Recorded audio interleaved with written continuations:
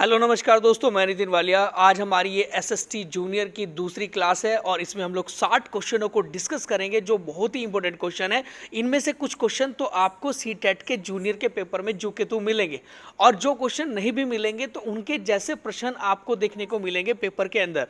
अगर आप लोगों की इच्छा है कि इस जूनियर के पेपर में एसएसटी में 60 में से 50 से ऊपर नंबर हमारे आए तो हमारी वीडियो को रेगुलर फॉलो करिएगा और इस वीडियो को पूरा देखिए तो जिससे आपको सारे क्वेश्चन आसानी से समझ आ जाएंगे। तो सबसे पहला हम लोग प्रश्न की बात करें, किस समिति या आयोग के अनुसार एनसीईआरटी की सामाजिक विज्ञान के पाठ्य पुस्तक जो हमारी एसएसटी की पाठ्य पुस्तक है एनसीईआरटी बेस, तो इस बात पर बल दिया गया है कि विकास के दृष्टिकोण पर प्रमाणित जो चिंताएं हैं उनका अधिभार नहीं डालना चाहिए। तो जो एक हमारा अधिभार डाला गया है किताबों या फिर किसी भी एक सिलेबस के ऊपर, तो वो नहीं डालना चाहिए। तो ये वाली बात किसने बोली थी? क्या वो कोठारी आयोग ने बोली, क्या वो हस्टोग आयोग ने बोली, क्या वो यशपाल समिति ने बोली, क्या वो राजेंद्र सच्चर समिति ने बोली? तो इसका सही आंसर क्या होगा? तो इसका सही आंसर होगा कि भाई ऐसे एसएसटी के सिलेबस पर हमें अधिभार नहीं डालना चाहिए। तो वो कोठारी आयोग के द्वारा बोला गया था। और कोठारी आयोग कब बना था? 1964 से 1966, 1964 टू 1966 के बीच में बना और इसने अपनी रिपोर्ट प्रस्तुत की थी। तो कोठारी आयोग किससे संबंधित है? एजुकेशन, शिक्षा से संबंधित है। अगर कभी ये भी प्रश्न पूछ लिया जाए आपके पेपर में तो नंबर नेक्स्ट क्वेश्चन हम लोग देखें।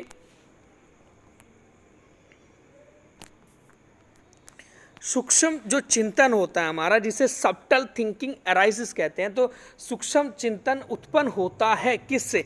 तो क्या वो मानसिक स्थिति से है, क्या वो अज्ञानता से है, क्या वो प्रकृति की पूछताछ से है, क्या वो स्वस्थ मन से है?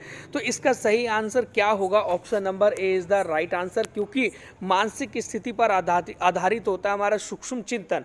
सूक्ष्म चिंतन एक प्रकार से वो होता है कि जब हम लोग किसी दो वस्तुओं के बीच में कंपैरिजन करते हैं, अंतर देखते हैं और उसके बाद उनमें से किसी एक को सिलेक्ट करते हैं, क्या अच्छा है, क्या उससे बेहतर है, तो वो सारी चीज़ें जो हम लोग कंपैरिजन कर रहे हैं ना, तो वहाँ हमारी हम सूक्ष्म चिंतन के माध्यम से वो कंपैरिजन कर रहे हैं।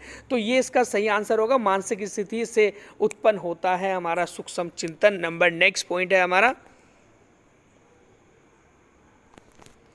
निम्न में से किस मुगल सम्राट के दरबार में मनसबदारियों की संख्या सबसे ज़्यादा हुआ करती थी? अब आपके मन में एक प्रश्न आ रहा होगा कि मनसबदारी होते क्या है। देखो, जो भी ऊंचे पद होते थे किस उस मुगल समय में या मुगल दरबार के अंदर उच्च पद हुआ करते थे, उन्हें मनसबदार कहते थे।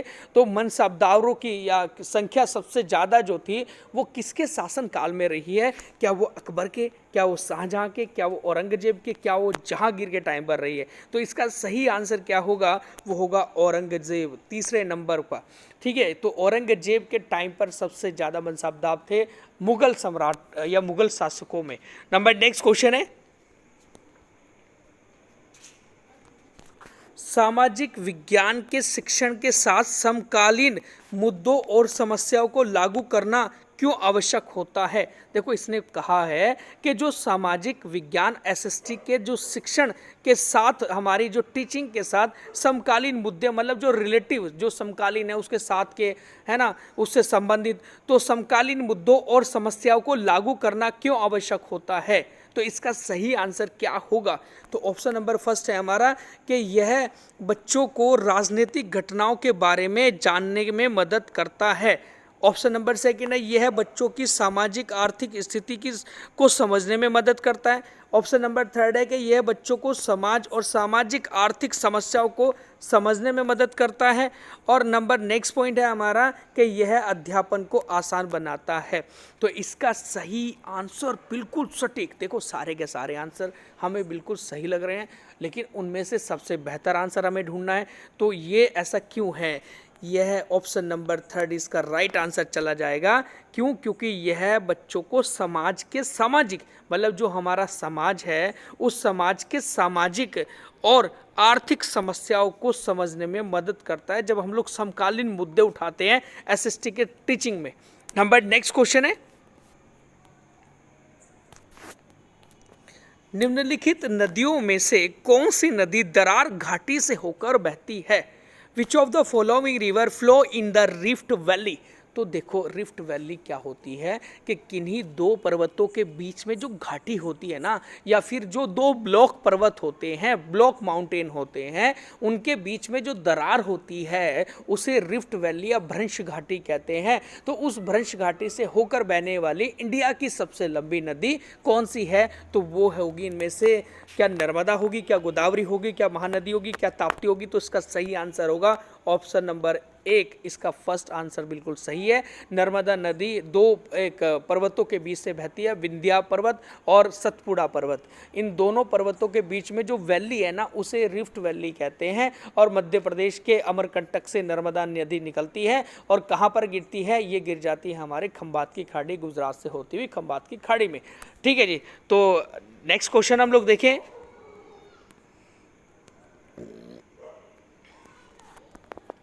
सामाजिक विज्ञान की शिक्षा देने के लिए निम्न में से कौन सा एक सबसे सही तरीका नहीं है? मतलब इसने कहा कि सही तरीका नहीं है, तो हमें एक निगेटिव पॉइंट देखना है, हमें इस कौन सा होगा। तो नंबर फर्स्ट है कि समस्या को सुलझाना, एक नाटकीकरण करना, सीमित अवधि वाली योजना बनाना, या फिर भूमिका निभाना। देखो सामाजिक विज्ञान की शिक्षा देने के लिए हमें समस्या को सुलझाना भी होता है, ये तो हमें पता है भाई, एसएसटी की बात हो रही है।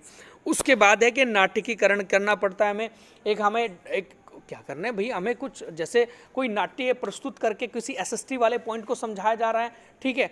और इसके अलावा क्या है कि यहाँ पर भूमिका निभाना, भूमिका भी निभाई जाती है कि हम लोग किसी करैक्टर की भूमिका निभा रहे हैं एसएसटी को पढ़ाते समय, ठीक है। किन्हीं हम लोग राजाओं के बारे में बता रहे हैं तो उनकी भूमिका भी निभानी पड़ रही है। तो यहाँ क्या चीज़ गलत हो जाएगा? तो ऑप्शन नंबर 3 इसका गलत आंसर है। तो ये वाला ऑप्शन इसका चला जाएगा यहाँ पर। क्यों? क्योंकि सीमित अवधि वाली योजना नहीं बनाई जा सकती एसएसटी के अंदर, क्योंकि एसएसटी एक बड़ा सब्जेक्ट है, विस्तृत एरिया है, ठीक है। तो नंबर नेक्स्ट क्वेश्चन देखिए हम लोग।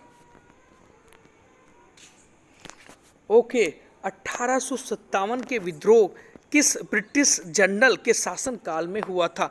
मतलब हमारे इंडिया में रिवोल्ट ऑफ 1857 जो हुआ था, वो उस समय इंडिया के गवर्नर जनरल कौन हुआ करते थे? तो आपका आंसर क्या लगेगा कि लॉर्ड कैनिंग थे, लॉर्ड लिटिन थे, लॉर्ड इरविन थे, लॉर्ड विलिंगटन थे। तो इसका सही आंसर क्या आ जाएगा? Option number first is the right answer, क्योंकि लॉर्ड कैनिंग जो थे हमारे इंडिया के लास्ट गवर्नर जनरल थे और इंडिया के फर्स्ट वायसराय थे, जो 1857 की क्रांति को जीतने के बाद भारत के पहले वायसराय बनाए थे लॉर्ड कैनिंग को। नंबर नेक्स्ट क्वेश्चन है, निम्न में से किसने संयुक्त राज्य अमेरिका में ना, यूएसए में नागरिक अधिकार आंदोलन, जो हमारा सिटीजन या सिविल राइट मूवमेंट चला था 1954 से 1968 का, नेतृत्व किया था? तो वो व्यक्ति कौन था? तो क्या वो जॉर्ज वॉशिंगटन था? क्या वो मार्टिन लूथर किंग जूनियर था? क्या वो जॉन पॉल जोन्स था? क्या वो जॉन एडम्स था? तो इसका सही आंसर क्या होगा? किसके नेतृत्व में अमेरिका में नागरिक अधिकार आंदोलन चला था?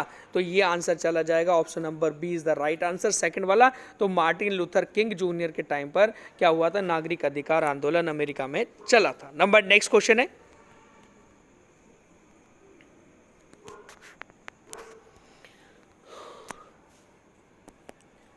भारतीय संविधान बनाने वाली संविधान सभा को स्थापित किया था? मतलब इंडियन कॉन्स्टिट्यूशन बनाने वाली जो संविधान सभा थी हमारी, तो संविधान सभा को किसने स्थापित किया था, किसने बनवाया था, किसने बनाया था? क्या वो भारतीय स्वतंत्रता संग्राम 1947 के तहत बनी थी, या फिर वो भारतीय राष्ट्रीय कांग्रेस के द्वारा बनाई गई थी, या वो कैबिनेट मिशन योजना के तहत 1946 में जो कैबिनेट मिशन आई था उसके द्वारा बनी थी? क्या वो अस्थायी सरकार के प्रस्ताव के माध्यम से बनी थी? तो इसका सही answer option number C is the right answer है, या थर्ड, क्योंकि कैबिनेट मिशन इंडिया में 1946 में आया मार्च, और उसके बाद उन्होंने इलेक्शन कराया हमारे भारत में संविधान सभा का, और संविधान सभा का इलेक्शन होने के बाद ही समितियां बनी, संविधान सभा का गठन हुआ। तो ये क्वेश्चन का आंसर बिल्कुल सही चला जाएगा, थर्ड। नंबर नेक्स्ट क्वेश्चन है, भारत और इंग्लैंड के बीच स्थानीय समय का अंतर कितना है? बड़ा अच्छा बेसिक सा प्रश्न। देखो पहले तो मैं बात करूं आपसे कि जो हमारी एक मेरिडियन लाइन जो आती है जिसे मध्यांतर रेखा कहते हैं, जो हमारी जैसे ये एक पृथ्वी है, इस पृथ्वी के बीचों बीच में जो लॉन्गिट्यूड लाइन है 0 डिग्री, इस 0 डिग्री ये जो पड़ता है ना ब्रिटेन से होके आती है, ब्रिटेन के ग्रीनविच से, और ग्रीनविच से ही अंतर्राष्ट्रीय मानक समय लिया गया है, ठीक है, जीएमटी जिसे कहते हैं। और भारत का मानक समय जीएमटी के मानक समय से कितने घंटे आगे मेरे भाई, तो वो होगा हमारा 5.5 घंटे आगे। तो 5.5 घंटे का सही आंसर लगा देंगे हम लोग। Option number 3 is the right answer है। 5 घंटे 30 मिनट जो है वो आगे है भारत का मानक समय इंग्लैंड के समय से। नंबर नेक्स्ट है, ओके, बड़ा महत्वपूर्ण प्रश्न है कि भारतीय संसद प्रणाली में राष्ट्रपति संसद के निचले सदन को भंग कर सकता है। देखो संसद के 2 सदन है हमारा, एक तो लोकसभा जिसे निचला सदन या लोअर हाउस कहते हैं, एक ऊपरी सदन हमारा जिसे राज्यसभा कहते हैं। तो इसमें कहा गया है कि निम्न सदन को या निचले सदन को लोकसभा को भंग करने के लिए निम्न में से किसकी सलाह ली जा सकती है। देखो बहुत अच्छा क्वेश्चन है ना मेरे बच्चा।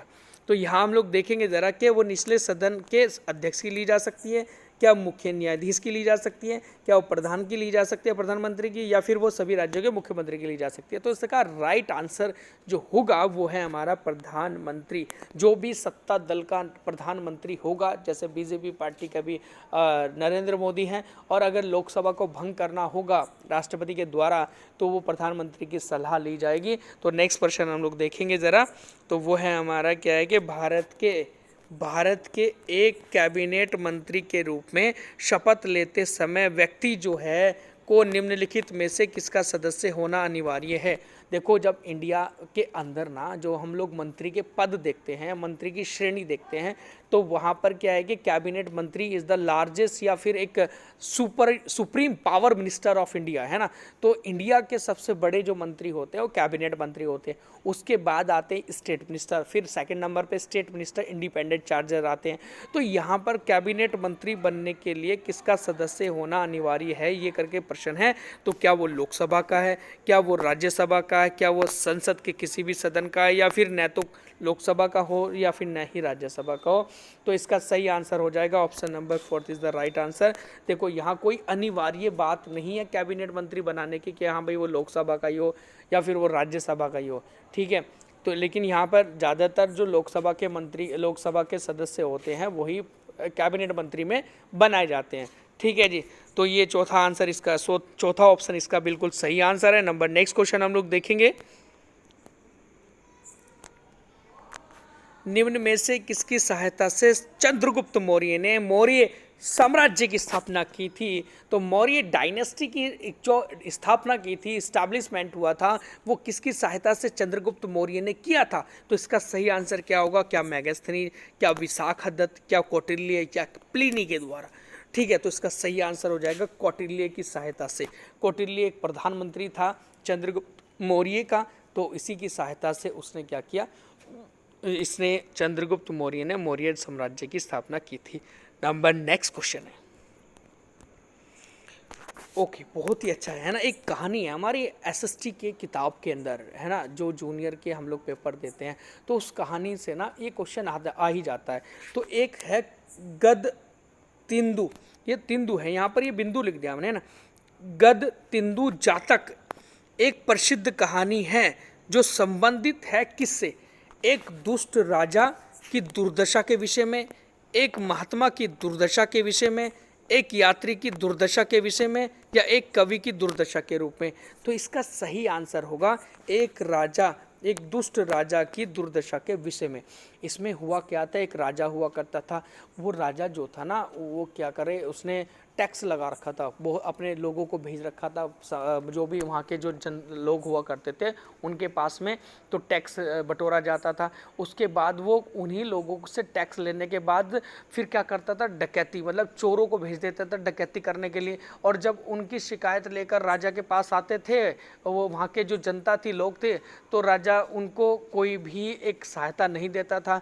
तो जिसकी वजह से फिर क्या हुआ कि एक राजा हुआ करता था ना ये, तो राजा की फिर ऐसी दुर्दशा हुई थी कि उसका साम्राज्य पूरा पतन हो गया था। तो इसीलिए क्या है कि एक दुष्ट राजा की दुर्दशा का वर्णन किया गया है गद तिंदु एक जातक कथा के अंदर। नंबर नेक्स्ट हम लोग बात करें आपसे,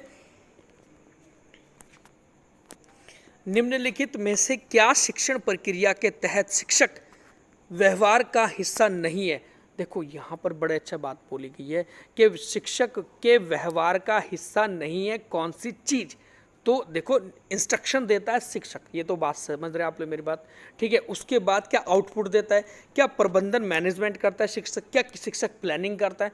देखो भाई इंस्ट्रक्शन भी कर रहा है, वो एक मैनेजमेंट भी करता है, वो प्लानिंग भी करता है, लेकिन क्या नहीं करेगा तो वो नहीं करेगा आउटपुट, मतलब कोई चीज़ बाहर, जो चीज़ उसको दी गई है वो चीज़ बाहर निकालेगा, तो आउटपुट वाली पॉइंट इसमें गलत हो जाएगा।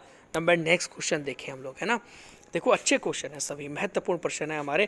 तो 16वां क्वेश्चन है हमारा कि ज्ञान और विचारों के आयोजन में निम्नलिखित संस्थाओं में से क्या सहायक है? देखो ज्ञान और विचारों के आयोजन में निम्नलिखित संसाधनों में से क्या सहायक है?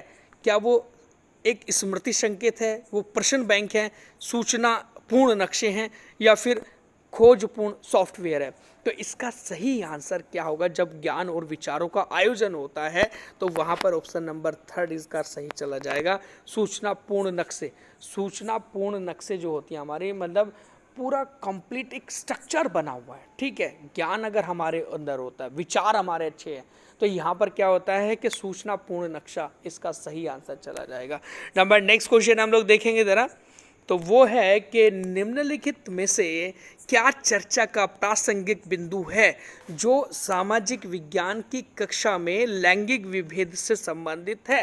देखो मैंने आपको बता दिया था, ये जो मैं पैडागोजी के क्वेश्चन लेके आ रहा हूँ, इस प्रकार के क्वेश्चन सेम आपको पेपर में मिलेंगे, ऐसे रिलेटेड मिलेंगे। उस सब्जेक्ट को हम लोग अच्छे से पढ़ लेंगे जिस सब्जेक्ट से संबंधित मैं क्वेश्चन करा रहा हूँ, ठीक है। तो यहाँ हम लोग देखेंगे ज़रा इसके ऑप्शन क्या है। तो लड़कों को अधिक ज्ञान और कौशल पाने की ज़रूरत है जो उन्हें पेशेवर तौर पर मजबूत बनाते हैं। तो क्या ये एक समानता वाली बात की जा रही है? नहीं की जा रही है, ठीक है। नंबर सेकंड है कि विभिन्न व्यवसाय पुरुषों और महिलाओं की क्षमता के लिए उपयुक्त होते हैं। महिलाओं और पुरुषों की क्षमता के आधार पर नहीं होता कोई काम, है ऐसा थोड़ा ना होगा। नंबर नेक्स्ट है हमारा थर्ड ऑप्शन कि लड़कियों को खेलों पर ध्यान केंद्रित नहीं करना चाहिए। भाई ऐसा क्यों नहीं करना चाहिए? लड़की बहुत कुछ कर रही है, खेल भी खेल रही है, कुश्ती भी कर रही है, बॉक्सिंग भी लड़ रही है, क्रिकेट भी खेल रही है, फुटबॉल भी खेल रही है, इत्यादि सब काम कर रही है। ऑप्शन नंबर 4 है हमारा कि अन्य कामों की तरह घरेलू काम के लिए भी कौशल की आवश्यकता होती है। भाई कौशल होता है स्किल, स्किल मतलब सीख, ठीक है, उसकी आवश्यकता होती है, क्योंकि घर का काम भी बिना स्किल के नहीं होता है। कोई पहली बार खाना बनाने चल जाए क्या बन जाएगा? नहीं बनेगा, है। आदमी क्यों नहीं बना पाते सही खाना? फीमेल ही क्यों बनाती? क्योंकि उन्होंने वो स्किल ली है। तो इसीलिए जो अन्य काम होते हैं उनकी तरह ही घरेलू काम को भी कौशल की आवश्यकता होती है। तो ये इसका बिल्कुल सही आंसर चला जाएगा। Fourth is the right answer, ये हमारा सही आंसर है। नेक्स्ट क्वेश्चन हम लोग देखेंगे जरा, सामाजिक विज्ञान सीखने का निम्नलिखित में से कौन सा वांछनीय सूचक नहीं है? वांछनीय होता है एक्स्ट्रा, कुछ भी अचानक चीज़ या कुछ फालतू की चीज़ें आ जाना, है ना, सूचक नहीं है। तो इसका मतलब यहाँ कोई सही बात हमें देखनी है इस ऑप्शनों के अंदर, ठीक है। तो सामाजिक विज्ञान सीखने का निम्नलिखित में से कौन सा वांछनीय सूचक नहीं है? तो ऑप्शन नंबर 1 है हमारा कि सिद्धांतों से संबंधित तथ्यात्मक जानकारी की चर्चा करना, जानकारी की परस्पर तुलना करना, स्थितियों की बाह्य गमन करना या सहानुभूति दिखाना। तो इसका सही आंसर क्या होगा? तो सिद्धांतों से संबंधित तथ्यात्मक जो हमारे फैक्चुअल जो हमारी एक नॉलेज होती है, जानकारी होती है, उसकी चर्चा करना। सही बात बोली गई है। सिद्धांतों से संबंधित जो भी हमारे प्रिंसिपल होते हैं उनसे संबंधित हमें एक फैक्चुअल एक जानकारी की चर्चा करनी चाहिए। ये इज़ द राइट आंसर हो जाएगा। First is the right answer है। तो ये हमारा पहला ऑप्शन इसका सही है। नंबर नेक्स्ट क्वेश्चन हम लोग देखेंगे ज़रा, बच्चों के लिए सामाजिकरण की सबसे पहली संस्था निम्नलिखित में से कौन सी है जो उसे सामाजिकता सिखाती है? वो चरण कौन सा है, ये करके प्रश्न पूछा हुआ है। तो क्या वो ऑप्शन नंबर 1 है परिवार मित्र, क्या वो ऑप्शन नंबर 2 है परिवार और शिक्षक, क्या ऑप्शन नंबर थर्ड है शिक्षक और सहपाठी? क्या ऑप्शन नंबर मित्र है और सहपाठी है? तो इसका सही आंसर क्या होगा मेरे बच्चा? देखो सुनो, परिवार और मित्र जो है इसका बिल्कुल सही आंसर चला जाएगा, क्योंकि परिवार तो पहला ही एक उसकी स्टेज होती है जो उसे सामाजिकता सिखाती है, और उसके बाद उसके फ्रेंड हैं जो खेल रहे हैं, चाहे वो घर में उसके भाई बहन हो, चाहे उसके मम्मी पापा हो इत्यादि, वो सब उसके फ्रेंड हैं। स्कूल में बच्चा बाद में जा रहा है ना, तो सामाजिकरण जो सिखाता है वो हमारा परिवार और मित्र से सीखता है। नंबर नेक्स्ट क्वेश्चन हम लोग देखें। ओ वाह, कितना अच्छा क्वेश्चन है हमारा कि लूनी नदी के किनारे निम्नलिखित में से कौन सी बस्ती की खोज हुई थी? देखो, खोज का मतलब ये है कि कौन सी बस्ती इंडस वैली सिविलाइजेशन की थी जिसका पता लगाया गया था कि वो लूनी नदी के तट पर थी। तो वो इसमें से कौन सा सही जाएगा? क्या लोथल है? क्या धोलावीरा है? क्या वो कालीबंगा है? या वो बनवाली है? देखो यहाँ पर लोथल और धोलावीरा जो है ये दोनों के दोनों तो गुजरात में है। तो लोथल तो अलग था नीचे की ओर, है ना, एक जिसे एक वहाँ पर सी पोर्ट भी कहा जाता था हमारा इंडस वैली सिविलाइजेशन का, लोथल को। लेकिन धोलावीरा जो है ना वो कच्छ में है। कच्छ मतलब जानते हैं आप लोग? तो धोलावीरा कहाँ पर है भाई? कच्छ में है। और कच्छ में ही लूनी नदी विलुप्त हो जाती है, ये समा जाती है कच्छ के रण में। सुना होगा कभी आपने, है ना? तो लूनी नदी के तट पर था कौन? धोलावीरा। नंबर नेक्स्ट क्वेश्चन है, सिर्फ तथ्यों के श्रुत लेख से सामाजिक विज्ञान शिक्षण प्रतिनिधित्व करता है। देखो, सिर्फ तथ्यों मतलब फैक्ट के श्रुत लेख से सामाजिक विज्ञान शिक्षण जो हमारी एसएसटी टीचिंग है प्रतिनिधित्व करता है। क्या वो रटने की, या क्या वो भावात्मक अधिगम की, या संज्ञानात्मक अधिगम, या गतिविधि आधारित अधिगम? तो इसका सही आंसर क्या होगा, है ना? इसने पूछा हुआ क्या इसका सही आंसर होगा? तो इसका सही आंसर हो जाएगा हमारा कि गतिविधि आधारित अधिगम। देखो, इसके अंदर सारी चीज़ आ गई। गतिविधि हम लोग एक्टिविटी कर रहे हैं कि सामाजिक तौर पर जब हम लोग एक एसएसटी पढ़ते हैं तो तथ्य से संबंधित जो हमारी बातें हैं वो सारी की एक्टिविटी से रिलेटेड है। ठीक है, नंबर नेक्स्ट हम बात करें आपसे, निम्नलिखित में से कौन सा उद्देश्य उच्च प्राथमिक स्तर पर भूगोल शिक्षण का उद्देश्य नहीं है? देखो, भूगोल शिक्षण की बात की जा रही है कि ज्योग्राफी का शिक्षण जो है उससे संबंधित नहीं है। कौन सा पॉइंट? तो ऑप्शन नंबर फर्स्ट है हमारा कि भारत की अर्थव्यवस्था पर प्राकृतिक आपदाओं के विनाशकारी प्रभाव से संबंधित ज्ञान का अधिग्रहण करना। देखो देखो, सुनो सुनो सुनो, है ना? तो इसमें पहला ऑप्शन ही सही लगा दो आप लोग भाई। क्यों? क्योंकि ये एक हमारा भूगोल शिक्षण का उद्देश्य नहीं है, क्योंकि ये तो अर्थव्यवस्था से संबंधित पॉइंट है हमारा। अर्थव्यवस्था से संबंधित है क्योंकि भारत में अर्थव्यवस्था एवं प्राकृतिक आपदाओं के विनाशकारी प्रभाव, कितने इकोनॉमिक्स हमारी डाउन हुई है किसी भी ट्रेजेडी की वजह से, किसी भी आपदा की वजह से, प्राकृतिक आपदाओं की वजह से। तो ये हमारा ऑप्शन नंबर फर्स्ट इसका गलत हो जाएगा। लेकिन फिर भी हम लोग सेकेंड नंबर देख लेंगे, संरक्षण और पर्यावरण संबंधित चिंताओं के लिए महत्वपूर्ण वृद्धि होती है। ठीक है, ये भी सही है। लोगों के प्रति सकारात्मक दृष्टिकोण का विकास भूगोल का शिक्षण का उद्देश्य होता है, और मानचित्र व्याख्या कौशलों का विकास, या प्राचीन काल में जो लोग पृथ्वी पर रहते थे उनको कहा जाता है इत्यादि। ये सारी चीज़ें जो है हमारे भूगोल के अंतर्गत आती है। नंबर नेक्स्ट क्वेश्चन है,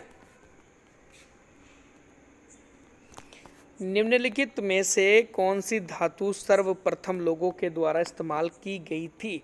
फर्स्ट टाइम कौन सी धातु थी ऐसी जिसको यूज़ किया गया था किसी भी भारतीय या फिर किसी भी अन्य लोगों के द्वारा जो पृथ्वी पर थे? तो वो कौन सी थी? क्या चांदी थी, क्या लोहा था, क्या कांस्य था, क्या वो तांबा था? इसका आंसर सही हो जाएगा हमारा option number fourth is the right answer, तांबा। क्योंकि आपने कभी सुना होगा पहले पत्थरों के औजार बनते थे जिसे पाषाणकालीन संस्कृति कहते हैं।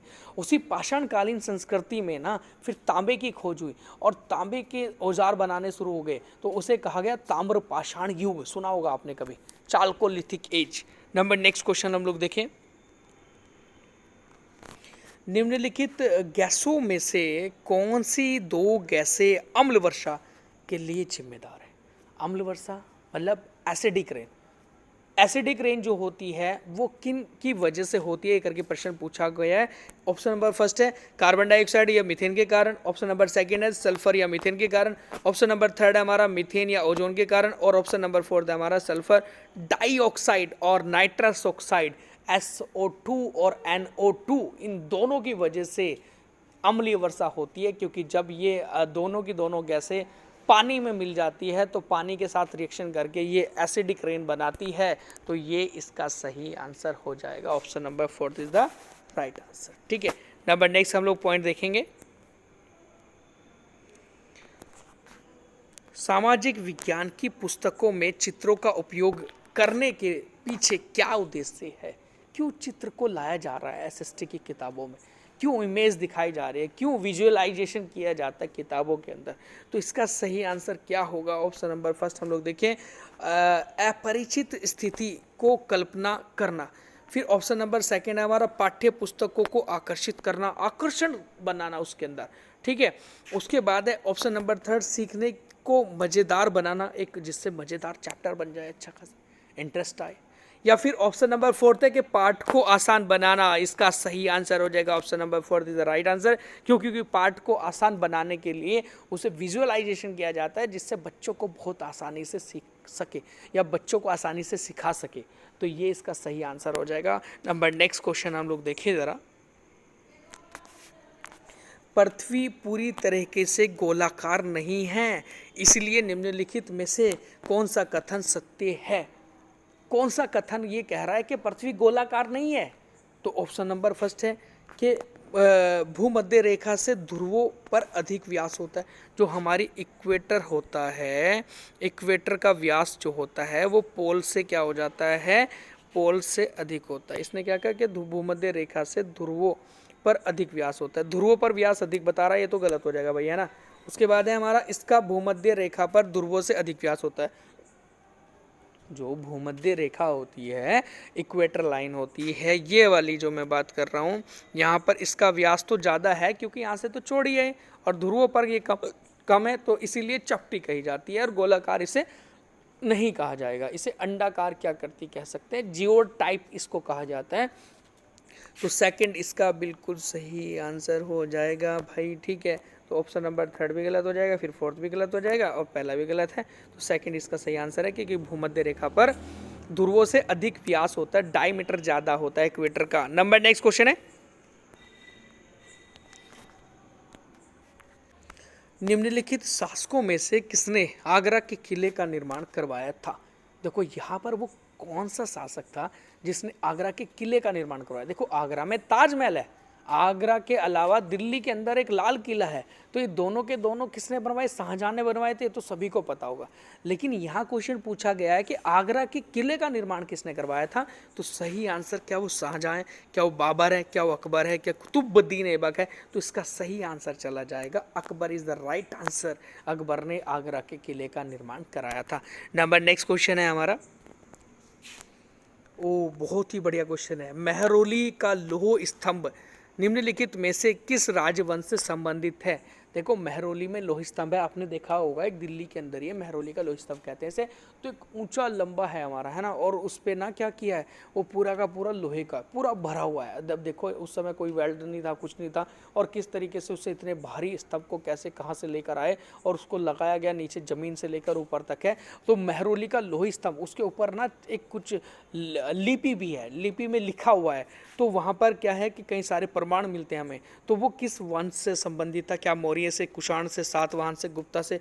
तो ये कहा जाता है कि चंद्रगुप्त सेकंड के टाइम पर गुप्ता डायनेस्टी के से रिलेटेड है हमारा मेहरौली स्तंभ। नंबर नेक्स्ट हम लोग देखेंगे, निम्नलिखित राजवंशों में से कौन सा राजवंश तुगलक वंश के बाद आया था? देखो बहुत अच्छा क्वेश्चन है। दिल्ली सल्तनत के राजवंशों को लेकर प्रश्न पूछा गया है कि दिल्ली सल्तनत के अंदर जो था, तो तुगलक वंश के बाद कौन सा वंश आया था? देखो पहले नंबर पर तो गुलाम वंश था, देखो आपको पता होना चाहिए। गुलाम वंश के बाद कौन सा था? खिलजी वंश था। खिलजी वंश के बाद तुगलक वंश था। तुगलक वंश के बाद सैयद वंश आया था। तो यहाँ पर सही आंसर सैयद चला जाएगा। और सैयद वंश के बाद आया था लोधी वंश, और Lodhi is the last dynasty of Delhi सल्तनत। तो यहाँ पर ये भी हमने ध्यान रखना है। तो इसके नेक्स्ट हम लोग बात करें आपसे, वायसराय पैलेस का केंद्रीय गुंबद जो है, जो बीच में गुंबद बनाया हुआ है, निम्न में से किसकी प्रतिकृति था, मतलब किसको देखकर बनाया गया था। तो इसका सही आंसर क्या होगा? क्या वो जमा मस्जिद की गुंबद को, गुजरात के सोमनाथ मंदिर के, खजुराहो के मंदिर को देखकर, या सांची के स्तूप को देखकर? देखो, सांची का स्तूप मध्य प्रदेश में स्थित है, सभी को पता होगा। यहाँ पर क्या था कि जो हमारे महात्मा बुद्ध जी थे, महात्मा बुद्ध जी की अस्थियां रखी गई थी अशोक के द्वारा, और उसके बाद फिर वहाँ पर एक स्तूप बनाया गया था जो इंडिया का सबसे बड़ा स्तूप है, और उसी की जो गुंबद है ना, उस गुंबद का ही डिज़ाइन लिया गया है हमारे वायसराय भवन पर। आपने सुना भी होगा, जिसे आज राष्ट्रपति भवन कहते हैं हम लोग। नेक्स्ट क्वेश्चन है, निम्नलिखित में से या निम्न में से कौन सा या कौन बिना सदस्य बने संसद के दोनों सदनों की कार्यवाही में भाग ले सकता है? तो ना तो वो सदस्य है संसद का, ना तो वो लोकसभा का है, ना वो राज्यसभा का है, लेकिन कार्यवाही में भाग ले सकता है। जो भी वहाँ पर एक कार्य चलते हैं या फिर जो भी वहाँ मीटिंग्स की जाती है तो उसमें वो भाग ले सकता है। तो कौन व्यक्ति है? क्या वो अटॉर्नी जनरल ऑफ इंडिया है, क्या वो भारत का मुख्य न्यायाधीश है, क्या वो राज्य का मुख्यमंत्री है, क्या वो नियंत्रण महालेखा परीक्षक है? तो इसका सही आंसर क्या होगा? Option number first is the right answer है, महान्यायवादी अटॉर्नी जनरल ऑफ इंडिया। और एक क्वेश्चन भी आपसे है, अगर आप हमें से सुन रहे होंगे और इस क्वेश्चन को आपने देखा होगा, तो आपसे एक प्रश्न मैं करता हूं कि attorney general of India Indian constitution के कौन से आर्टिकल के अंदर राष्ट्रपति इनको शपथ दिलाता है या इसको अपॉइंट करता है, अटॉर्नी जनरल ऑफ इंडिया को? ठीक है, नेक्स्ट क्वेश्चन है, हम लोग देखें, निम्नलिखित में से क्या उच्च प्राथमिक स्तर पर सामाजिक विज्ञान शिक्षण का उद्देश्य नहीं है? तो जो हमारी उच्च प्राथमिक स्तर मतलब 6 क्लास से लेकर 8th क्लास तक के बीच के जो शिक्षक है एसएसटी के, उनके शिक्षण का उद्देश्य नहीं है। तो ऑप्शन नंबर फर्स्ट हमारा क्या कह रहा है कि दुनिया के अन्य भागों का समसामयिक घटनाओं के संदर्भ में भारत के अतीत का अध्ययन करना। ऑप्शन नंबर सेकेंड है कि अपने क्षेत्र, राज्य और वैश्विक संदर्भ में अध्ययन करने के लिए शिक्षार्थियों को प्रेरित करना। फिर नंबर नेक्स्ट है स्थानीय साधारणों को खत्म करके राष्ट्रीय हितों के वर्चस्व को बढ़ावा देना। फिर हमारा है कि प्राणी के निवास स्थान के रूप में पृथ्वी संबंधी समझ को बढ़ावा देना। तो यहाँ पर इसका सही आंसर चला जाएगा option number is the first. Option इसका जो बिल्कुल फर्स्ट है वो इसका राइट आंसर है, क्योंकि दुनिया के अन्य भागों का समसामयिक घटनाओं, समसामयिक मतलब जो करंट अफेयर की घटनाएं हैं के संबंध में भारत के अतीत का अध्ययन करना, भारत के अतीत जो है कैसा था उसका अध्ययन करना। तो ये इसका सही आंसर चला जाएगा। सामाजिक विज्ञान के एसएसटी शिक्षण का उद्देश्य नहीं पूछा हुआ है, तो ये इसका सही आंसर है। नंबर नेक्स्ट हम लोग बात करें आपसे, निम्नलिखित कारकों में से कौन सा छात्र व्यवहार का हिस्सा नहीं है? मतलब इनमें से कौन सा फैक्ट ऐसा है जो छात्र के व्यवहार का हिस्सा नहीं है? क्या वो निर्देश है, क्या वो प्रबंधन है, क्या कक्षा का वातावरण है, या शैक्षिक अधिगम समय है? देखो यहाँ पर निर्देश, इंस्ट्रक्शन जो है वो भी एक व्यवहार का हिस्सा है। ठीक है, व्यवहार का हिस्सा है, इसने है ना भाई कि कौन सा व्यवहार का हिस्सा है, तो भाई ये तो गलत हो जाएगा निर्देश देना, क्योंकि यहाँ पर ये तो एक हमारा शिक्षक से संबंधित है। प्रबंधन भी शिक्षक से संबंधित है, ये भी गलत हो जाएगा। कक्षा का वातावरण भी हमारा शिक्षक से संबंधित है, लेकिन इसका जो सही आंसर हो जाएगा option number fourth is the right answer. शैक्षिक अधिगम समय जो है वो एक व्यवहार का हिस्सा है छात्र के। नंबर नेक्स्ट क्वेश्चन हम लोग देखें,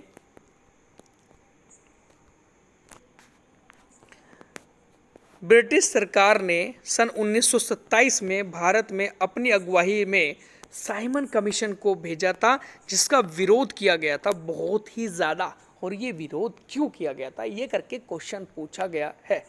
तो ऑप्शन नंबर फर्स्ट है कि इस आयोग में कोई भारतीय प्रतिनिधि नहीं था, तो यही बिल्कुल सही आंसर चला जाएगा। ये इसका बिल्कुल सही आंसर चला जाएगा और पढ़ने की हमें आवश्यकता नहीं है, क्योंकि साइमन कमीशन 1927 में जब इंडिया में आया उसे वाइट मैन कमीशन नाम दिया गया, बिकॉज उसके अंदर सारे के सारे जो 7 बंदे थे, 7 व्यक्ति थे, वो सारे के सारे अंग्रेज थे। उसमें कोई भी भारतीय व्यक्ति को शामिल नहीं किया गया था। और ये बिना भारत के बनाया जाने वाला कोई कानून था जो बनाया जा रहा था भारतीय प्रतिनिधि के बिना, मतलब, तो इसलिए इसका विरोध किया गया था। तो इसका first option is the right answer है। नंबर नेक्स्ट हम लोग क्वेश्चन देखेंगे, तो वो है क्या कि 1906 में ना 1906 में हुए संग्राम संगमा के विरोध का कारण क्या था। देखो संगमा कहाँ पर रहते हैं भाई, असम के अंदर रहते हैं। बस कभी भी आप लोग सुनोगे कि संगमा जो विद्रोह हुआ था 1906 के अंदर, तो वो वाला विद्रोह कहाँ पर हुआ था, तो असम में हुआ था। यार असम से रिलेटेड कोई घटना को हम लोग पढ़ लेंगे। तो इसमें ऑप्शन जो हम लोग देखेंगे ज़रा कि अंग्रेज़ों के द्वारा निर्धारित व्यापार की असमान भेदभाव की शर्तों के विरुद्ध बंगाल में मुस्लिम व्यापारियों को उठ खड़ा होना था। नंबर नेक्स्ट हम लोग देखें, देखो भाई इसमें गुजरात, बस आप असम ढूंढ लो, असम आ गया हमारा, फोर्थ है हमारा। असम में आदिवासी समूह के द्वारा किया गया औपनिवेशिकों का विरोध। औपनिवेशिक का मतलब होता है जो भारत में यूरोपियन कंपनी आई थी, जो भारत में निवेश या व्यापार करने की दृष्टि से आई थी, तो उन्हें औपनिवेशकवाद कहते हैं हम लोग। और औपनिवेशकवाद जब जिस समय असम के अंदर अपने पैर पसार रहे थे 1906 में, क्या हुआ था वहाँ पर फिर एक संग्राम हुआ था जिसे संगमा संग्राम के नाम से जाना जाता है। तो ये असम के अंदर था। नंबर नेक्स्ट है हमारा, निम्नलिखित राजवंशों में से किसने अपने अभिलेखों में मलयालम भाषा या लिपि का प्रयोग किया था। तो वह ऐसा कौन सा ऐसा राजवंश था इंडिया का, दक्षिण भारत का, जिसने अपने अभिलेखों में मलयालम जो आज केरल के अंदर बोली जाती है उसका प्रयोग किया था। तो क्या वो चोल ने किया, क्या वो चेर ने किया था, क्या वो पांड्या ने किया, क्या वो राष्ट्रकूट ने किया था। तो उसका सही आंसर क्या होगा, option number second is the right answer. जो चेर थे ना, चोल चेरा पांडे, है ना, चोल चेरा पांडे, तो चेरा जो इसमें हुआ करते थे चेर, तो इन्होंने अपने अभिलेखों में मलयालम भाषा का प्रयोग किया था। नंबर नेक्स्ट क्वेश्चन है, इन नाविकों में से किसने भारत का समुद्री रास्ता पाने के लिए पश्चिमी ओर प्रस्थान कर दिया था और अटलांटिक महासागर को पार करके वहीं पर चले गए थे। ठीक है, वो कौन सा ऐसा नाविक है। 1492 में भारत की खोज के लिए निकला था भाई स्पेन से, और कहाँ चला गया वो वेस्ट इंडीज़ में, है ना। और वेस्ट इंडीज़ में जाकर उसने अमेरिका की खोज कर दी थी। और अमेरिका की खोज इनमें से किसने करी थी, क्या वास्को डी गामा ने, क्रिस्टोफर कोलंबस ने, फायान ने, अल्बुकर्क ने। तो सही आंसर हो जाएगा option number second is the right answer. यहाँ पर ये सेकंड है ना भाई। तो ये क्रिस्टोफर कोलंबस थे जिन्होंने अमेरिका की खोज करी थी और वहाँ के लोगों को इन्होंने बोला था रेड इंडियन, और आज भी अमेरिका के मूल निवासी को रेड इंडियन के नाम से जाना जाता है। नंबर नेक्स्ट क्वेश्चन है, ऋतु प्रवास से अभिप्राय क्या है।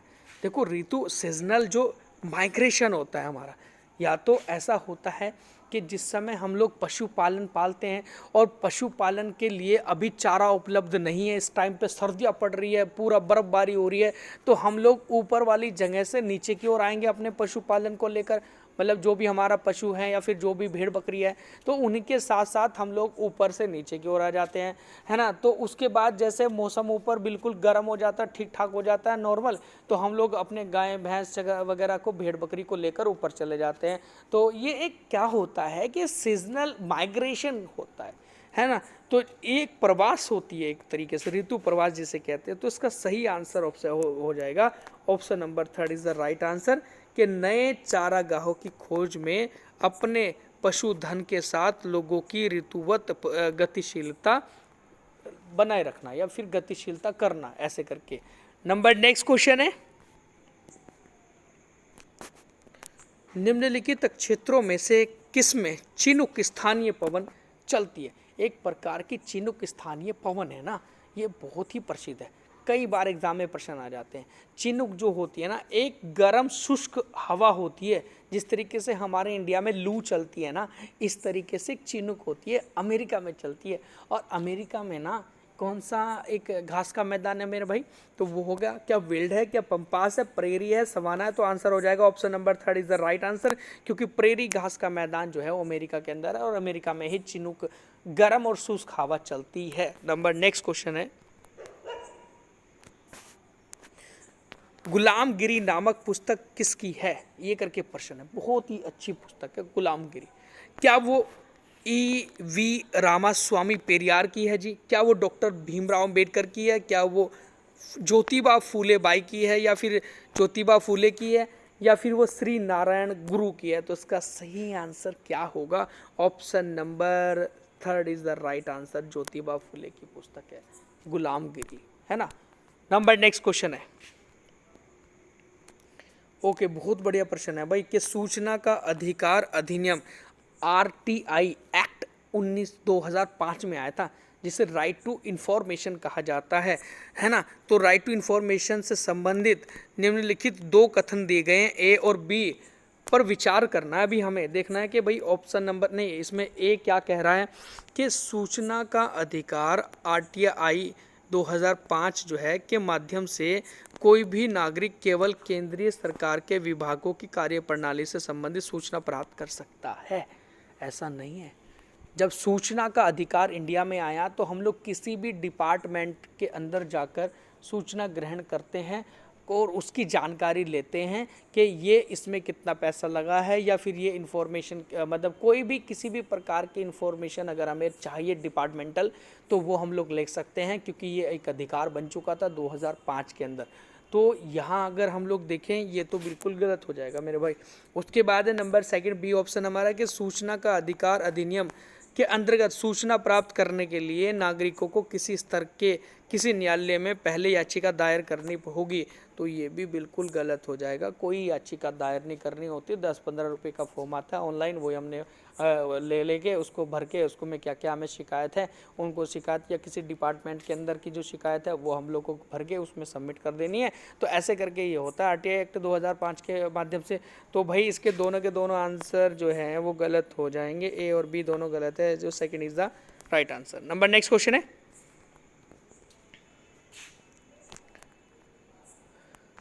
भारतीय राष्ट्रीय ध्वज का वर्णन निम्नलिखित, देखो क्वेश्चन बहुत बढ़िया है ना। भारतीय राष्ट्रीय राज्य का वर्णन करने के लिए, यहाँ राष्ट्रीय के राज्य जो हमारे स्टेट है ना, उन स्टेट का वर्णन करने के लिए एक हमारा किसी नेता ने मुहावरा बोला या मुहावरा लिखा था, वो था विविधता में एकता। क्योंकि हमारे इंडिया में अलग अलग प्रकार की डाइवर्सिटी देखने को मिलती है, जिसमें से हमें जाति आधारित, बोलचाल आधारित, पारिवारिक आधारित, या फिर एक त्योहारों पर आधारित एक डाइवर्सिटी विविधता देखने को मिलती है। तो इंडिया में ना विविधता में एकता है। एकता मतलब पूरा देश एक है भाई। तो मुहावरों में इन राष्ट्रीय नेताओं में से किसने दिया था ये मुहावरा? तो क्या वो महात्मा गांधी ने दिया, क्या वो बाल गंगाधर तिलक ने दिया, क्या वो सरदार वल्लभ भाई पटेल जी ने दिया, क्या वो फिर पंडित जवाहरलाल नेहरू ने दिया? तो इसका सही answer option number is the right answer हो जाएगा। 4 इसका राइट आंसर है, क्योंकि पंडित जवाहरलाल नेहरू ने मुहावरा दिया था कि विविधता में एकता, है ना, डाइवर्सिटी इन यूनिटी, या फिर यूनिटी इन डाइवर्सिटी, ऐसे करके पॉइंट आजा पूछा जाता है। नंबर नेक्स्ट क्वेश्चन हम लोग देखें। ओके, बहुत ही बढ़िया प्रश्न है भाई कि जनपद पंचायत के कार्यों से संबंधित निम्नलिखित 2 कथन दिए गए, ए और बी, है ना। तो पहला देखें हम लोग कि जनपद पंचायत जिला स्तर पर विकास योजनाएं निर्धारित करती है। देखो जिला स्तर पर विकास योजनाएं जनपद पंचायत क्यों करेगी भाई? है, जनपद पंचायत नहीं करती है, वहाँ पर विकास योजनाएं आती है सरकार की तरफ से। और हमारे विकास भवन जो होता है, जहाँ पर एक सीडीओ चीफ डेवलपमेंट ऑफिसर बैठा रहता है, उसके माध्यम से योजनाएं एक हमारी क्रियान्वित होती है। उसके बाद ऑप्शन नंबर बी हमारा दिया गया कि जनपद जो है, जनपद पंचायत ग्राम, देखो यहाँ पर बड़ा महत्वपूर्ण पॉइंट दिया गया है कि जनपद पंचायत ग्राम पंचायतों के मध्य धन वितरित नियमित करने में जिला परिषद की सहायता करती है। कि जो जनपद पंचायत होती है वो ग्राम पंचायत जो हमारी होती है गांव के अंदर, उनको धन वितरित करने के लिए वो जिला परिषद की सहायता करती है। तो इसका बी ऑप्शन सही चला जाएगा, ए गलत होगा और बी इसका सही होगा। तो option number 3 is the right answer. Number next question है, सामाजिक विज्ञान शिक्षण के लिए आप वृत्तांतों का प्रयोग क्यों करेंगे भाई? एक एसएसटी के शिक्षण या टीचिंग के लिए आप वृत्तांतों का प्रयोग क्यों करेंगे? तो यहाँ पर ये करके क्वेश्चन पूछा हुआ है। तो हम लोग देखेंगे ज़रा ऐसा क्यों करते हैं, क्यों हम लोग स्टोरीज़ को लेते हैं। ठीक है, ऑप्शन नंबर 1 है कि शिक्षार्थियों को संवेदनशील बना सके, जिससे वे उचित आदर्श का पता कर सके। ऑप्शन नंबर बी है पाठ्यक्रम की पूर्णता को सुनिश्चित कर सके। उसके बाद ऑप्शन नंबर सी है कक्षा को मनोरंजन और सजीव बना सके। फिर ऑप्शन नंबर फोर्थ है हमारा कि अवधारणाओं को सजीव और वास्तविकता के साथ जोड़ सके। देखो, स्टोरीज इसलिए लाई जाती है किसी भी एसएसटी के चैप्टर के अंदर, खासकर हमारा हिस्ट्री हो गया, पॉलिटी हो गया है, तो अवधारणा मतलब होता है कंसेप्ट। ऑप्शन नंबर फोर्थ इसका सही आंसर है भाई। पहले तो मैं बता दूं आपको, तो इसे मैं समझा दूं जरा कि अवधारणा को सजीव वास्तविकता के साथ जोड़ा जाए, कि जो हमारे कंसेप्ट थे ना उसे रियल लाइफ से जोड़ा जा सके स्टोरीज के माध्यम से, वृत्तांत के माध्यम से, इसलिए ये जरूरी पड़ जाता है एसएसटी के अंदर। नेक्स्ट क्वेश्चन है, आप ऐतिहासिक कल्पना पर प्रश्न क्यों पूछेंगे? सही उत्तर का चयन कीजिए। क्वेश्चन पूछा गया कि आप ऐतिहासिक कल्पना पर प्रश्न क्यों पूछेंगे, तो यहाँ हम लोग देखें जरा क्यों पूछेंगे। ऑप्शन नंबर फर्स्ट है कि यह दर्शाता है कि इतिहासकार इतिहास में अपनी कल्पना के साथ कैसा अंतर को पूरा करता है, कैसे अंतरों को पूरा करता है। फिर ऑप्शन नंबर है हमारा कि यह तिथि, घटना और याद रखने का रोचक तरीका हो सकता है। यह वर्तमान का अतीत के साथ तुलना करने में प्रोत्साहित करता है। उसके बाद यह स्रोतों को पहचानने में शिक्षार्थियों की योजनाओं को मूल्यांकित करता है। देखो, इसका option number third is the right answer होगा। तीसरा इसका इसलिए सही आंसर होगा क्योंकि यह वर्तमान जो है और इसका अतीत के साथ तुलना करने में प्रोत्साहित कर रहा है, उसे इंकरेज कर रहा है, तो ये इसका सही आंसर हो जाएगा हमारा। इसीलिए हम लोग ऐतिहासिक कल्पना पर प्रश्न पूछते हैं। नेक्स्ट क्वेश्चन है, उच्च प्राथमिक स्तर पर सामाजिक और राजनीतिक जीव के पाठ्य पुस्तकों में निम्नलिखित विषयों में से किसके संबंधित विषय वस्तु सम्मिलित है? कहने का तात्पर्य यह है कि जो हमारा एक छठी क्लास से लेकर जूनियर क्लास तक, मतलब एक 8वीं क्लास तक में सामाजिक और राजनीतिक जीव के पाठ्य पुस्तकों में निम्नलिखित में से किससे संबंधित विषय वस्तु सम्मिलित है?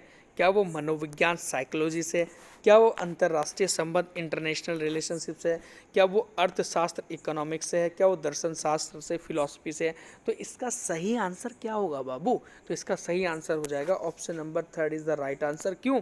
क्योंकि एसएसटी के अंदर ना सामाजिक विज्ञान के अंदर 3 विषय या 4 विषय आते हैं, तो सभी को पता है 4 विषय आते हैं। कौन कौन से? एक तो हिस्ट्री, एक ज्योग्राफी, एक पॉलिटी, एक इकोनॉमिक्स। इकोनॉमिक्स होता है अर्थशास्त्र, तो अर्थशास्त्र तो इसकी थीम हो जाएगी भाई, है ना? तो इसका सही आंसर है नेक्स्ट है, बहुत बढ़िया क्वेश्चन है ना, कि लोकसभा सत्ताधारी दल का मुखिया इनमें से कौन होता है?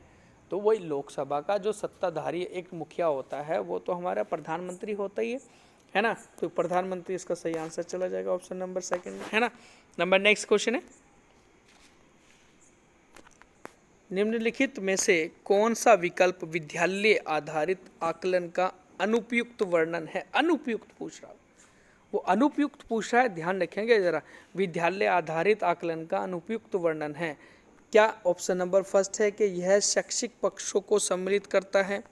ऑप्शन नंबर सेकंड है कि यह केवल सहगामी पक्षों को सम्मिलित करता है।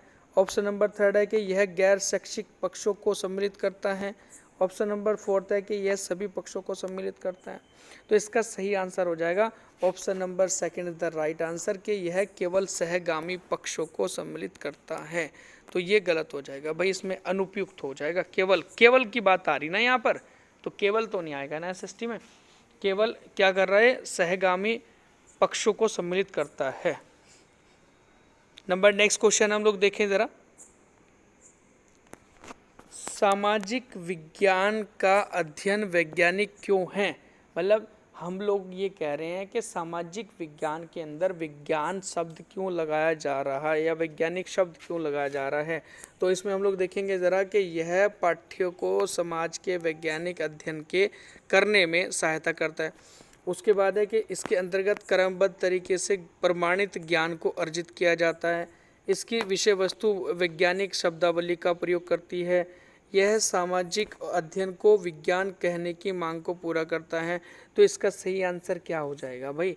इसका सही आंसर हो जाएगा ऑप्शन नंबर हमारा second is the right answer, क्योंकि इसके अंतर्गत जो है वो कर्मबद्ध मतलब निरंतर, रेगुलर, है ना, तरीके से प्रमाणित, जो प्रमाणित चीज़ें हैं और जहाँ प्रमाण दिखाए जाते हैं वो वैज्ञानिक दृष्टि है, ठीक है, तो प्रमाणित ज्ञान को अर्जित किया जाता है। तो ये सेकंड इसका बिल्कुल सही आंसर हो जाएगा। नेक्स्ट क्वेश्चन हम लोग देखें ज़रा, तो वो है हमारा भारतीय या नागरिक शास्त्र की नामावली में राष्ट्रीय पाठ्यचर्या एनसीएफ जो है 2005 में बदलाव का क्या सुझाव है? देखो, नागरिक शास्त्र मतलब जो सिविक्स है, सिविक्स की नामावली में राष्ट्रीय पाठ्यचर्या की रूपरेखा 2005 में क्या बदलाव का सुझाव दिया गया था? तो सिविक्स को इतिहास, भूगोल रखा गया, या सामाजिक या राजनीतिक विज्ञान रखा गया, क्या अर्थशास्त्र रखा गया? तो आज आपने कभी सुना भी होगा ना कि सिविक्स को क्या कहते हैं, पॉलिटी कहते हैं, या फिर कॉन्स्टिट्यूशन हम लोग पढ़ते हैं वो सिविक्स के अंदर ही पढ़ते हैं। तो इसका सही आंसर हो जाएगा option number third is the right answer. सामाजिक और राजनीतिक जीवन मतलब एक पॉलिटिक्स हमारा जो है वो सिविक्स बन गया। तो नेक्स्ट क्वेश्चन है, बहुत ही बढ़िया क्वेश्चन है ना, सियरा नेवेदा। सियरा नेवेदा एक बहुत अच्छा खासा पर्वत है और ये सबसे बड़ी रिफ्ट वैली जो है ना हमारे पूरे वर्ल्ड की, वो सियरा नेवेदा एक पर्वतों के बीच की है। और सियरा नेवेदा एक ब्लॉक माउंटेन का एग्जाम्पल है जो कैलिफोर्निया के अंदर स्थित है, और उसी के बीच में आने वाली जो एक वैली है वही वर्ल्ड की सबसे बड़ी रिफ्ट वैली कहलाती है। तो ये कहाँ पर स्थित है भाई? अलास्का नहीं, कैलिफोर्निया के अंदर स्थित है। ध्यान रखेंगे, कैलिफोर्निया में स्थित है हमारा क्या? Sierra Nevada. Number next question है, एक नागरिक के मौलिक कर्तव्यों में शामिल है। एक नागरिक मतलब एक सिविल जो है हमारा, एक नागरिक के मौलिक कर्तव्यों में क्या शामिल है? संविधान, राष्ट्रीय ध्वज और राष्ट्रीय गान के लिए सम्मान देना। जी ये बिल्कुल सही चला जाएगा आंसर, हमें पढ़ने की और जरूरत है ही नहीं। खैर, कि राष्ट्रपति के प्रति सम्मान कोई कर रहा है, नहीं करे ना करे, सरकार के प्रति सम्मान कर रहा है, नहीं करे, कोई बात नहीं, उपरोक्त समय ये तो हो ही नहीं सकता। तो इसका पहला ऑप्शन बिल्कुल सही है कि संविधान का सम्मान हम लोग करें जो हमें पूरे अधिकार दे रहे हैं, राष्ट्रीय ध्वज का सम्मान करें क्योंकि वो भारत का प्रतीक है हमारा, राष्ट्रीय गान को हम लोग क्या करें, उसका सम्मान करें क्योंकि वो एक हमारा नेशनल एंथम है। तो ये इसका सही आंसर है। नंबर नेक्स्ट क्वेश्चन है, द्विवार्षिक विधायिका वाले राज्यों में ऊपरी सदन के रूप में कौन होता है या कौन जाना जाता है? देखो, द्विवार्षिक का मतलब यहाँ पर एक और शब्द भी यूज किया जा सकता है कि जिसके अंदर दो सदन होते हैं, द्विसदन जिसे कहते हैं, बाई कैमरल जिसे कहते हैं।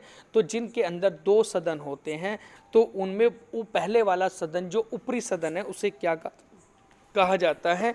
तो क्या विधान परिषद कहा जाता है, लेजिस्लेटिव काउंसिल, या विधानसभा लेजिस्लेटिव असेंबली कहा जाता है, क्या राज्यों की परिषद कहा जाता है, या प्रतिनिधि परिषद कहा जाता है? तो ऑप्शन नंबर इसका first is the right answer. क्यों?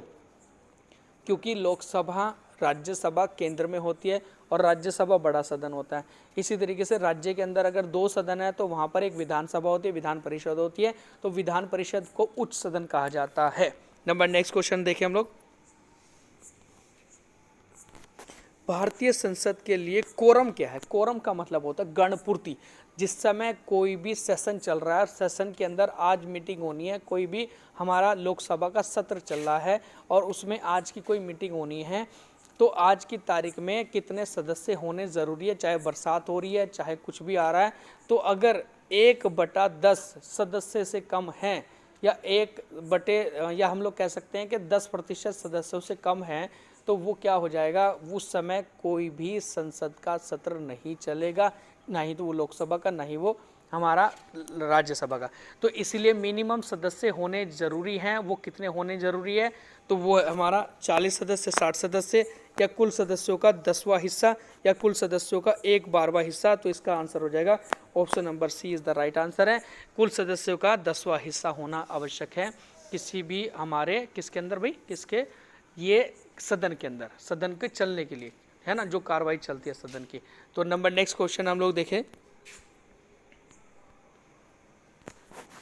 किसके तहत संवैधानिक अनुच्छेद राष्ट्रपति के पास सर्वोच्च न्यायालय से परामर्श करने की शक्ति देता है? देखो, बेसिक सा प्रश्न है, राष्ट्रपति को जो न्यायिक शक्ति मिली हुई है न्यायपालिका से परामर्श लेने की, या सुप्रीम कोर्ट के जजों से या जजों से, अन्य जजों से परामर्श लेने की जो हमारी शक्ति है राष्ट्रपति के पास, वो कौन से आर्टिकल के अंदर है? क्या वो 53 में है? क्या वो आर्टिकल 146 में? क्या आर्टिकल नंबर 143 में है? क्या आर्टिकल नंबर 144 में है? तो option number is the right answer है हमारा डी, 143वां आंसर इसका सही जाएगा। ठीक है, तो क्यों जाएगा 143वां सही इसका? क्योंकि 143 आर्टिकल्स में राष्ट्रपति को कानूनी सलाह लेने की शक्ति है, तो ये इसका बिल्कुल सही आंसर होगा। ठीक है, नंबर नेक्स्ट क्वेश्चन हम लोग देखें। तेल और प्राकृतिक गैस आयोग ONGC, oil and natural gas commission भी कह सकते हैं, कॉरपोरेशन भी कहते हैं। तो तेल और प्राकृतिक गैस आयोग कहाँ स्थित है? क्या हल्दिया में, क्या देहरादून में, क्या अंकलेश्वर में है, क्या मुंबई के अंदर है? तो इसका सही आंसर क्या होगा मेरे भाई? तो इसका सही आंसर होगा देहरादून के अंदर जो है ONGC का हेडक्वार्टर है ना। यहाँ हमने ध्यान रखना, बड़ा बेसिक सा अच्छा क्वेश्चन है। नंबर नेक्स्ट क्वेश्चन है, काकरापार सिंचाई परियोजना किस नदी पर स्थित है? देखो ये परियोजना भी आपको पढ़नी पड़ेगी, नदी तंत्र भी पढ़ना पड़ेगा हमें SST के पेपर के लिए। तो यहाँ पूछा हुआ है काकरापार सिंचाई परियोजना जो है वो किस नदी पर स्थित है? क्या वो महानदी पर है, क्या तुंगभद्रा पर है, क्या दामोदर नदी पर है, क्या ताप्ती नदी पर है? तो इसका सही आंसर हो जाएगा ताप्ती नदी इज़ द राइट आंसर। क्यों? क्योंकि ताप्ती नदी जो है वो मध्य प्रदेश से निकलती है और निकल के सीधा गुजरात में जाती है, और गुजरात से होती हुई सीधा एक खंबात की खाड़ी में गिर जाती है, और ये गुजरात के अंदर ही ना काकरापार परियोजना ताप्ती नदी पर है। नंबर नेक्स्ट क्वेश्चन है, भारतीय रेगिस्तान की एक महत्वपूर्ण नदी कौन सी है जो रेगिस्तान में बहती है? तो क्या वो लूनी नदी है, क्या नर्मदा नदी है, कृष्णा नदी है और ब्यास नदी है? तो इसका सही आंसर हो जाएगा option number first is the right answer जो है, क्योंकि लूनी नदी जो है वो राजस्थान से होती हुई ये कच्छ की खाड़ी में, कच्छ के रण में चली जाती है और वहाँ जाके विलुप्त हो जाती है। तो एक राजस्थान की या रेगिस्तान की नदी कौन सी है इंडिया की? वो है लूनी नदी, इन नदियों के अंदर से। ठीक है, नंबर नेक्स्ट है, तारे का रंग जो होता है ना वो क्या करता है? तारे का रंग इसका किसका संकेत होता है? क्या वो उसकी पृथ्वी से दूरी का, क्या सूर्य से दूरी का, या तापमान का, या फिर ल्यूमिनोसिस का? तो इसका सही आंसर क्या होगा? तो इसका सही आंसर हो जाएगा option number C is the right answer. क्यों? क्योंकि तारे का रंग उसकी आयु का भी सूचक होता है और उसके तापमान का भी सूचक होता है। जितना तारा जैसे चमकता है, जितना तेज चमकेगा जो तारा, तो उसके अंदर उसका ताप उतना ही ज़्यादा होगा, और जितना ज़्यादा ताप होगा, जितना ज़्यादा सूर्य चमक रहा होगा, उसकी आयु उतनी ही कम होगी, क्योंकि उसका ईंधन ज़्यादा जल रहा है, और जितना ईंधन ज़्यादा जलेगा उसकी आयु उतनी ही कम हो जाएगी और चमकेगा वो ज़्यादा। ठीक है, तो तारे का जो रंग होता है वो उसकी चमक का एक कह सकते हैं ना समानुपाती होता है। ठीक है, नंबर नेक्स्ट हम लोग देखें, गदर पार्टी, इतिहास का बड़ा बेहतरीन क्वेश्चन पूछा हुआ है। लास्ट क्वेश्चन है हमारा 60वें नंबर का, कि गदर पार्टी की स्थापना किसके द्वारा की गई थी? क्या वो बाल गंगाधर तिलक के द्वारा, क्या वो श्यामजी कृष्ण वर्मा के द्वारा, क्या विपिन चंद्र पाल के द्वारा, क्या वो लाला हरदयाल के द्वारा?